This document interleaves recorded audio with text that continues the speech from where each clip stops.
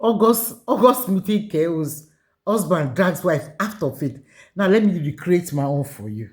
I want to recreate my August meeting story for you in a fictitious way. If you want to look at it that way, they can visualize it. Now let's go. The first thing is that the woman was in a meeting and the husband went there and dragged her out of the meeting and they stormed her out of the meeting. And the other woman stood up. No, normally women are to protect her, like, what if it is? No need to not get husband. What happened not get husband? And the man said her son, or be their child, was in the hospital and she left the hospital, women, the child to come for meeting. The other men were like, what's going on? They were having advise one another, meeting, businesses, connection, connecting, networking, telling each other what they've been doing. And before you know, the door was swung open. At that time, women were clapping. The door just flew open. And Adani's husband walked in with fire in his eyes. He didn't whisper, didn't pull her aside, didn't even tell her, let me talk to you quietly. He was screaming and shouting. He grabbed her arm in front of everyone and said, get up now. Was shouting, now, get up, let us go out now. And then he pulled back. She said, I'm not leaving my meeting. And that was when the words came out. He said he had been holding in for years.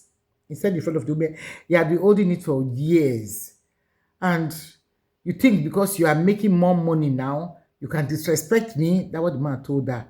You think this your business gives you the right to embarrass your husband? He was telling me, he was the one that came to meet her there. He was the one that said that she's embarrassing him. I said, get up. Wait, hold back. Just go back first. Let that sink in. The man did not come to bring his wife home. He came to humble her publicly to let her know that because she's making money, she's disrespecting him. And yes, what Adani understood that day. And what too many women learn too late. This is what I'm not going to talk about. Some men don't want a partner. They want a possession. Are you married to the man that want to possess your life? You cannot do anything without his permission. In fact, if he sees you happy, he gets angry. You cannot do anything without his permission. If he sees you happy, he gets angry. If you're happy with your sister, your brother is jealous. Why are you happy? Why are you laughing? Why are you going to party without him? Why are you doing anything without his permission? Adana's husband was like that. The moment you outgrow the box they put you in, they will try to drag you back in by force. Most men have created a box they put their wife in. The small box they put their wife in, and she cannot grow more than that. As the wife is growing, they get angrier. They will drag you back to put that box. And the woman can no longer fit into that box again. And that's the problem. So women marry the men in a very bigger status, but because they want to make peace in their home, they become to make themselves smaller and smaller to fit into that box. Until you get to a point, you realize that they are too small now, and they want to get back to their former problem, their former position, and the men get angry like, what? Want to get out of that box I put you? Or you put yourself? So women did not even force them to be smaller. They made themselves smaller to make the man feel bigger, to be happy. Are you in that position now? My name is Mama Jen. I talk about relationship, dating, cheating, betrayal, anything about relationship. All I'm asking for you, if you like this story, subscribe, share to all your friends, save it and listen to it again so that you learn more. Marriage is good, but to be a successful wife, successful husband in a relationship, there are a lot of things you have to endure. Are you making yourself smaller? Are you making yourself too big for your partner? Let's go on with that next story. So the moment you outgrow the box, the man became angry or the woman became angry. But in Adani's case, she stayed. She stayed back and she finished her meeting. And the women in that room, they formed a wall around her. They formed a wall around her to protect her. Drop a comment below. What will you that is listening, what would you have done if you were in that hall and the man walked in to drag his wife by the arm out of the meeting? And you are a woman, what would you have done? Now, let me tell you his side story, because it's not as simple as you think. Let me tell you the side story. One, Obina sitting alone at home earlier that day. That's a man. Let me just form a story for him. He was sitting at home that day. Before you judge that man, hear what nobody is talking about. And you remember, they had a backstory.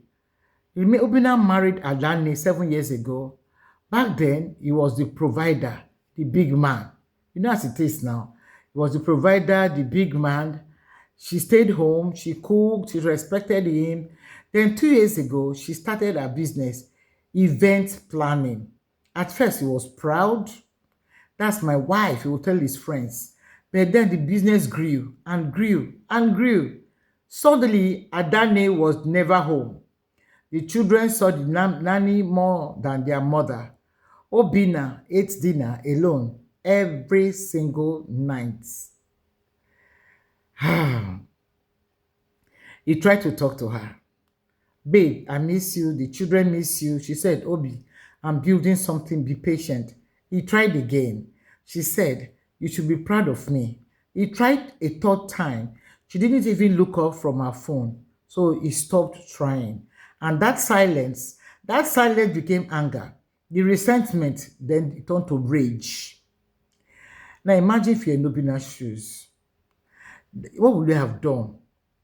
Obina daddy could not take it anymore, so he drove to the event center, the meeting place. He knew where she was going as far, not that she hid it from him. He knew that she was going to the August meeting. The August meeting was the fifth event she had attended that month. The fifth Saturday, she had chosen her business over her family. So he got in his car and drove to that hall. Not thinking, just feeling. Was it right? No. Was it the action of a man who felt invisible in his own marriage? Yes. This is not a man who hates a successful wife. This is a man who lost his wife to her success and didn't know how to say, I'm lonely without sounding weak. You get the point I'm coming from now? Now, this is the reflection. Think about it. Here's the hard truth this story forces us to face. There's the hard truth that most people don't want to face. A marriage doesn't collapse one day. Remember that. Not on one day. This problem that the Obina and Adani have been facing for long.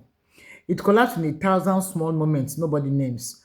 Obina was wrong for how he acted, no question about that. But Adani, she was also wrong for not seeing what was crumbling right in front of her. Success without presence is just abandonment with a paycheck. Whose side are you on? Adani's or Obina's? Or is there a third side nobody is seeing? Drop a comment below. Let's talk about it. Here, we tell the story that need to be told. I will see you in the next story. We tell the story. This is Adani and Obina's story that I just a little bit of coin and formulate and see. You look at the woman's side, look at the woman's side. What side are you in? What is your opinion? Comment, let's talk about it. If you have a story to tell Mama J, DM me privately and I will tell your story. I remain blessed. You remain blessed. Stay blessed. Bye.